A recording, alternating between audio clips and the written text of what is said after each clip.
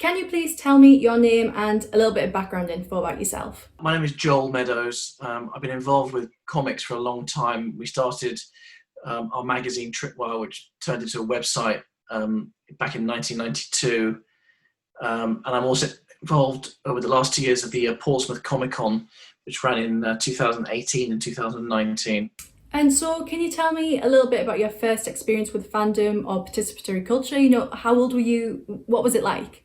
I seem to remember there was a comic show called UCAC, which ran a long time ago in London. So it was about 1984 when I was about 11 years old. I remember going with my brother, and it was really exciting. I mean, I'd read comics sort of 2 or 3 years prior to that, and I'd never been anywhere where, the creators were. I admit I was still quite young, so I didn't necessarily understand who the creators were or what they did. But I remember being really excited, and it was in this place in the West End near Russell Square in London, and it was a pretty amazing. I mean, I'm afraid I don't remember exactly all the experience because it was a few years ago now, but I remember it was a really exciting day.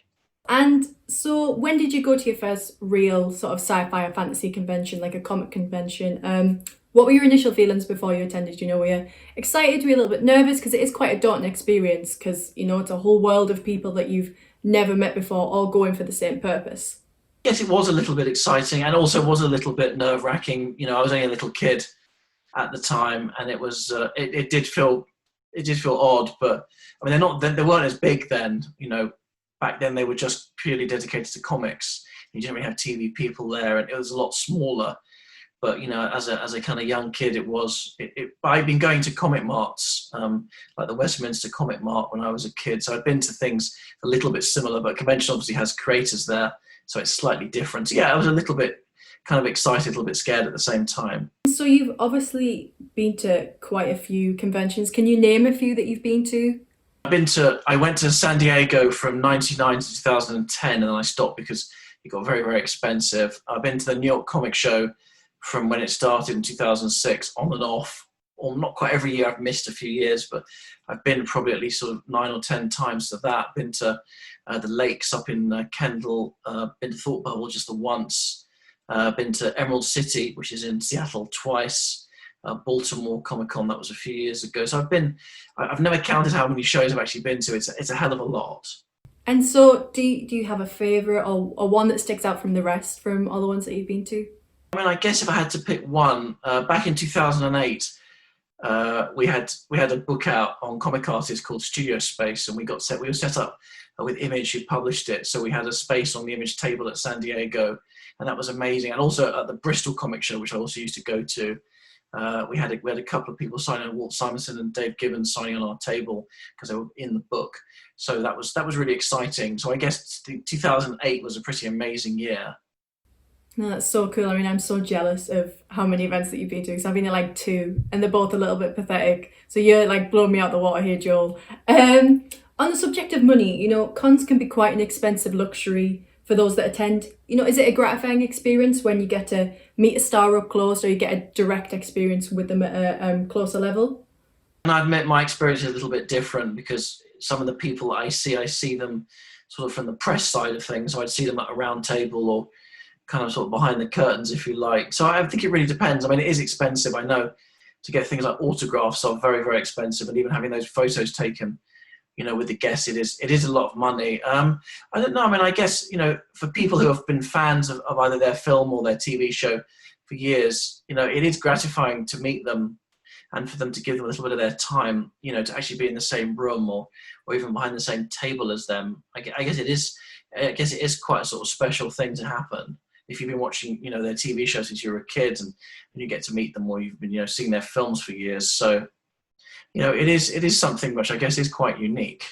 I mean, the moment when, you've seen this person for years and years and then you get to have that direct moment with them face to face, at the time it can be very, very exciting, but also very, very stressful because you don't want to come up looking like a little bit of an idiot, which I have done on occasion. But that's what happens, that's the magic and the experience of going to a convention.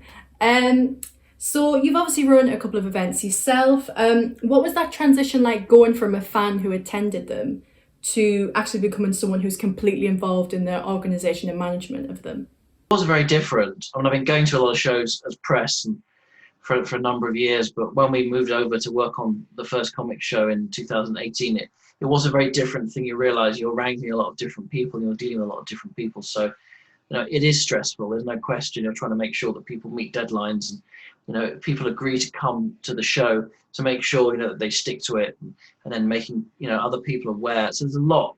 There's a lot of juggling involved in putting on a show. We had a lot of other people obviously put on a lot of the other stuff who are involved with the day-to-day stuff and running the show itself, and organizing the guests and getting them to come over and booking flights and hotels. So there were quite a lot of people who were helping us. But it is a huge amount of work.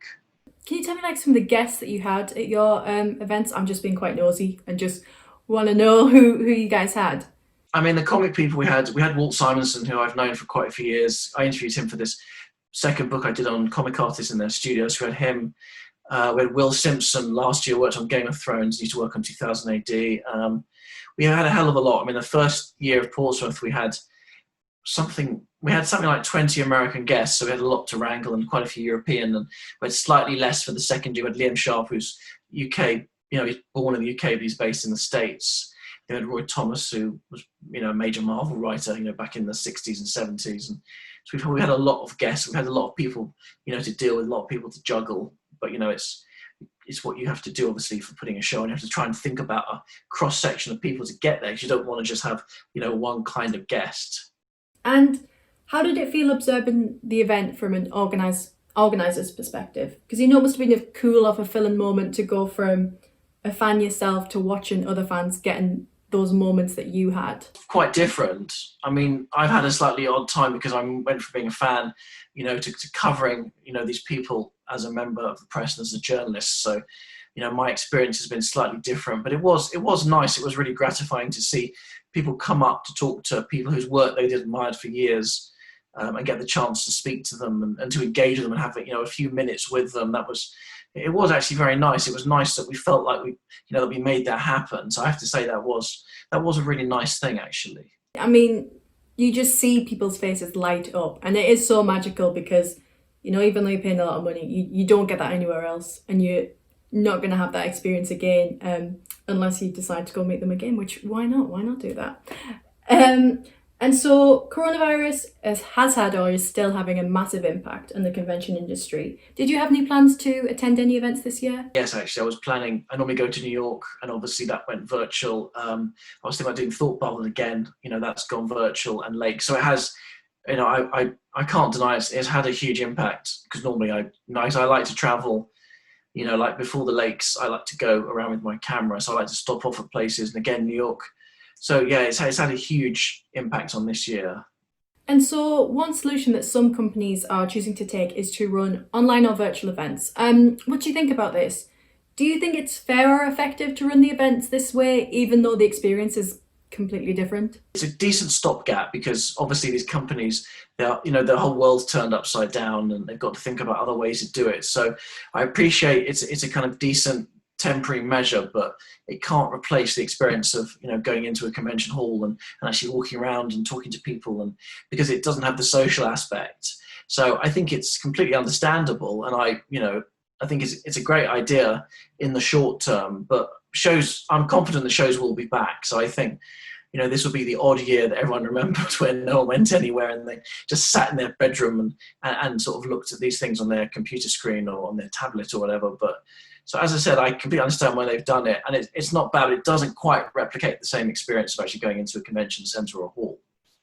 So you've obviously done some yourself, some of these virtual events. I had a look at some of the New York panels and some of the San Diego things. They're not bad. I mean, as I said, people have had to adapt because of what's happened this year, but it's still not quite the same.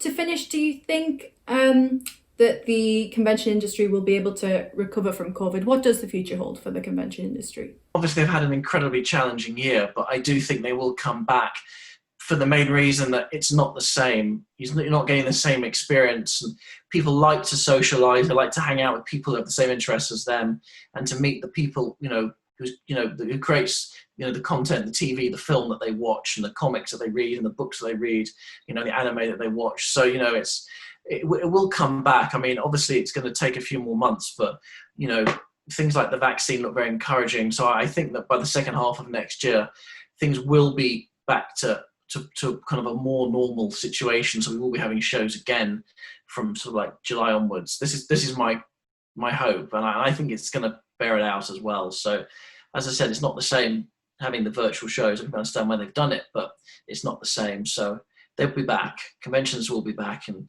because people will have missed it, they will have had, you know, like 18 months of not going anywhere, not seeing anybody, you know. So that I think there'll be a huge appetite for people to go back to shows, and you know, it's possible in some ways they could be even, well, they might not be bigger initially, but there'll certainly be perhaps even more enthusiasm because people will have had, you know, a year and a half of not doing any of these things, and people are, you know, huge fans of this stuff. So I think there'll be a huge amount of enthusiasm from people.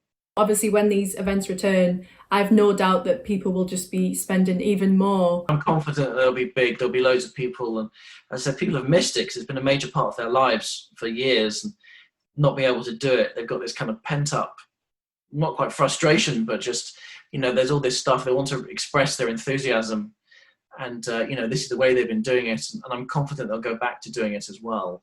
Yeah, and it's not just for, you know, meeting these big names, it's meeting your friends and people that you've met. Again, with me, I've missed a lot of people that I only see at comic shows. Like, I only see people at New York, and there's been no New York, so obviously I haven't had the chance. So it's the social element which is missing in something like a virtual show, because people, you know, they like to socialize, like to meet up with their friends, and if they live thousands of miles away or even hundreds of miles away, is there any opportunity they have to do that? Yeah, I completely agree. You know, fingers crossed that change is coming soon. I really do believe, you know, we have some plans. We're hopefully going to do the delayed third Portsmouth will hopefully happen sometime next year. And we have some other plans in place, you know, for some other events that we're planning, you know, for future years. So I do think things will get back, you know, to the way they were after a little while.